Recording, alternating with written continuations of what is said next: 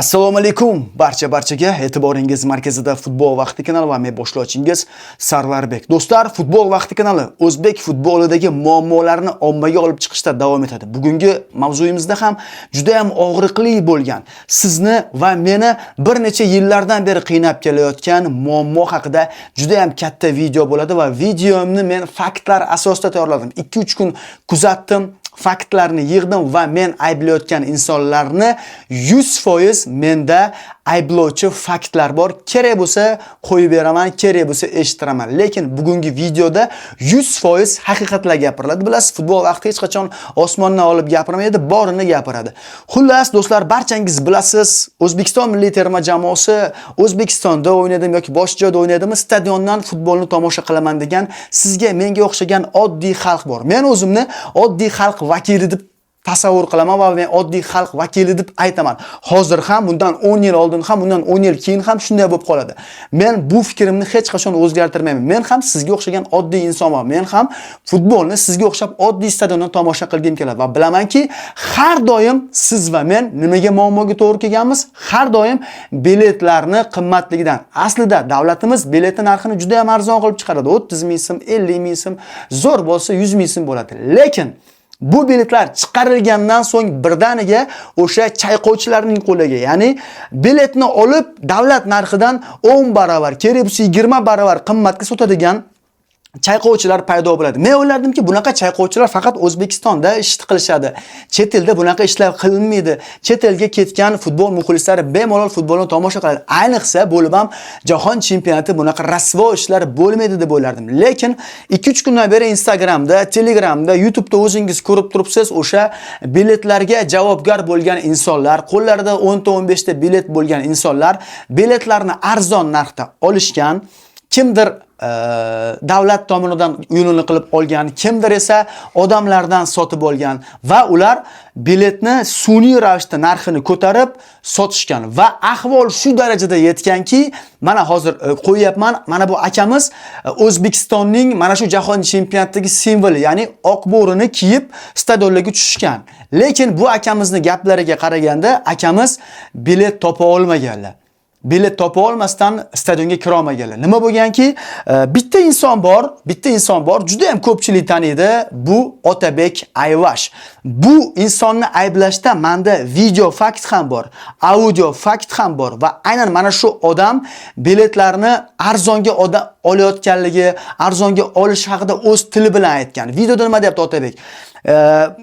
Amerikaga bormoqchi bo'lgan va biletlarni avvaldan sotib olgan insonlar va vizasi chiqmay qolgan insonlar, biza sizlarni biletlaringizni sotib olamiz degan video обращение qilgan o'zini obunachilariga. Ya'ni aytganki, sizlar viza oldinglar va viza ola olmadinglar va endi sizlar Amerikaga bora olmaysizlar. Qo'lingdagi biletlaringni menga sotinglar, men sotib olaman degan. Men ishonchim komilki, bu odam kamida 20 ta 30 ta bilet sotib olgan, kamida. Va bitta ovozli xabari bor menda, u ovozli xabarda u kimgadir bilet sotgan va aytibdiki, bu meni o'zimni biletimida aka, sizga sotyapman va men o'zim fan klub bilan amallab kirib olaman. Ya'ni bu odam o'zi sotib olgan biletni qimmatga kimgadir sotyapti, kamida $1000 yo $1500 sotyapti va o'zi kirib olmoqchi. Men nima demoqchiman do'stlar? Oddiy kambag'al inson bo'lsa, men tushunaman. Oddiy kambag'al inson bo'lsa tushunaman, tirikchilik qilmoqchidir, balki noilojdir. Lekin Otabek Ayvashni siz ham taniysiz, men ham taniyman. Qanaqa mashinada yurishini, nechta biznesi borligini. Xullas, u odam pulga muhtoj emas.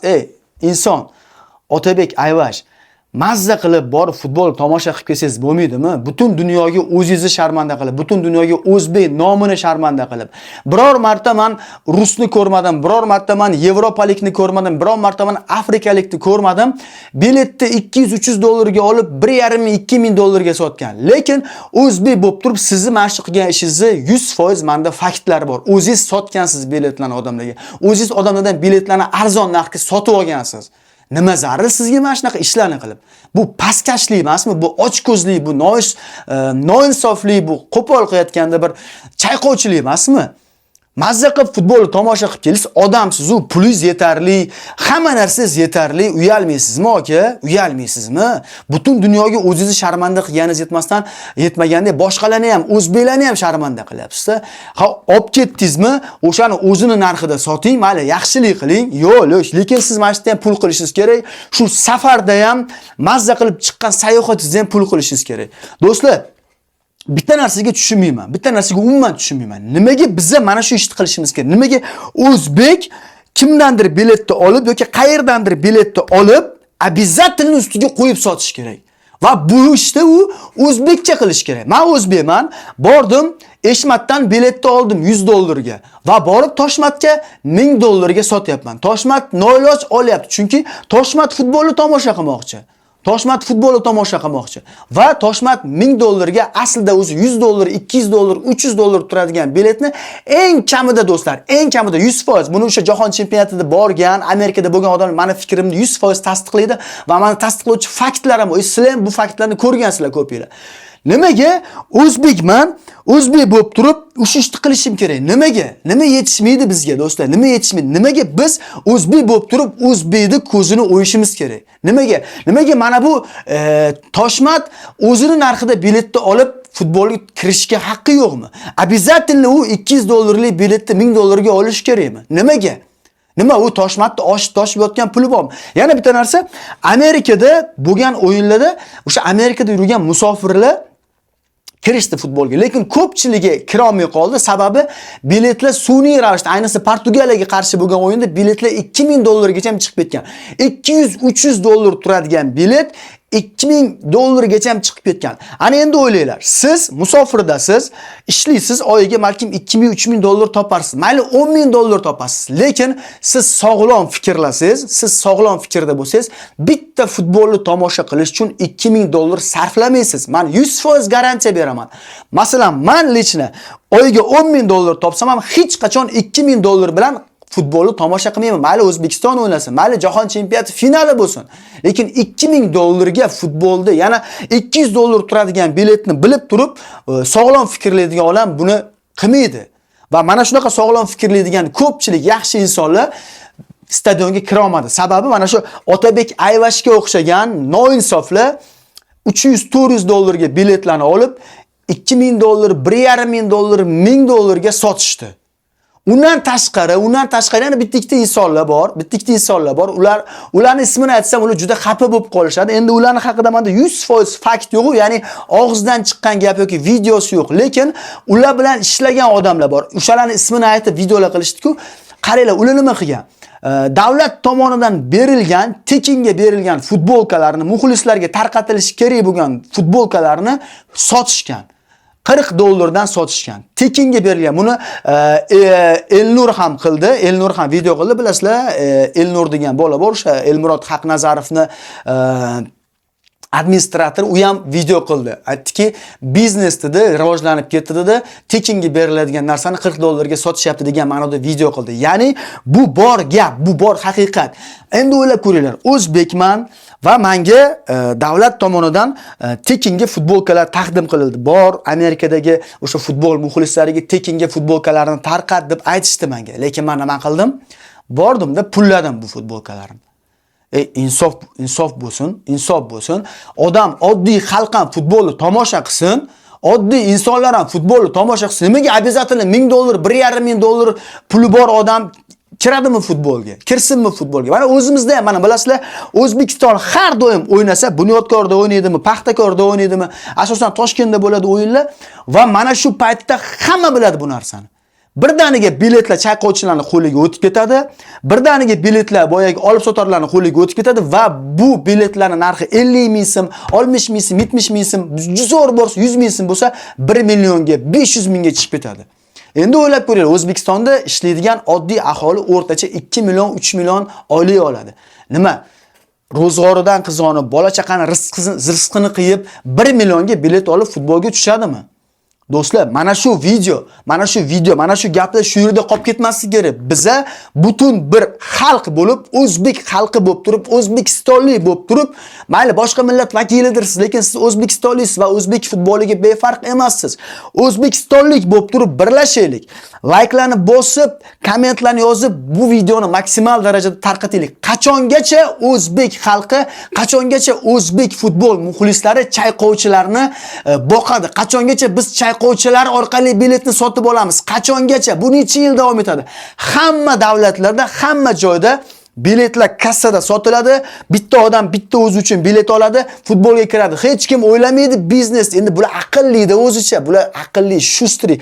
Bularning IQsi shu darajada juda ham zaifki, mana shunaqa oddiy biznes qiladi. Ya'ni sotib turilgan davlat tomonidan chiqarilgan 70 ming, 80 mingga sotilgan biletlarni sotib oladi, o'zicha borib 700 ming, 800 mingga 10 ta 15 sotib oladi-da, borib o'sha 700 ming, 800 ming pulini 7 million, 8 million qilib oladi. Bular o'zicha shustrida, lekin bular bilmayaptiki, o'zbek bo'lib turib, O'zbekistonlik bo'lib turib, O'zbekistonlikning ko'zini o'yayotganiga. Qachongacha bir-birimizni ko'zimizni o'yamiz akalar? Qachongacha? Qachongacha mana bu chayqovchilar, qachongacha mana bu olib sotarlar davlat tomonidan beriladigan biletlarni, davlat tomonidan beriladigan imtiyozlardan foydalanib biz oddiy muxlislarni ko'zini o'yib, tekinga beriladigan narsalarni sotishadi. Arzonga beriladigan biletlarni qimmatga sotishadi. Bu qachongacha davom etadi? Bu qachongacha davom etadi do'stlar? Men bitta o'zim gapiryapman, chunki 3-4 kundan beri qarayapman. Na bir katta saytlar bor, bilasizlar, nomini aytmayman. Mendan katta futbol nashrlari bor, mendan katta futbol jurnalistlari bor. Bularni juda yaxshi taniysizlar, lekin birortasi na Telegram kanalida, na Instagram kanalida, na YouTube kanalida bir og'iz mana shu Amerikada bo'lgan ahmoqona bo'lgan ishlarni, o'zbek bo'lib turib o'zbekning ko'zini o'ygani haqida bir og'iz gapirganlik yo'q. Men gapiryapman, do'stlar, sizlar ham meni qo'llab-quvvatlanglar. Videoga like bossanglar, menga bir so'm pul bermaydi. O'zi YouTube'dan deyarli pul yo'q. Menda reklama ham yo'q, bilasizlar. Shunchaki achinib ketaman. 7 yil bo'ldi kecha kanalni ochganimga, kecha futbol vaqti kanali ochilganiga 7 yil bo'ldi va bizning obunachilarimiz soni 440 mingtadan o'tib ketgan. Xudo xolasa 440 mingta bo'ldi, o'tib ketdi, qaraganim yo'q.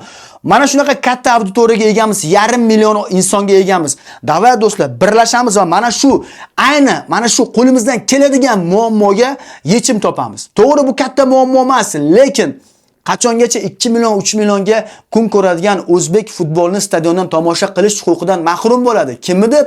Mana bu chayqovchilarni deb. 50 mingga bilet ola olaman. Siz ham ola olasiz, oddiy xalq ham ola oladi. Lekin 1 millionga men 100% garantiya beraman, oddiy qorako'z futbol muxlisi olmaydi biletni. 1 million undan ko'ra uyiga bozorlik qiladi. 50 ming, 60 mingga turadigan biletni hech qachon olmaydi.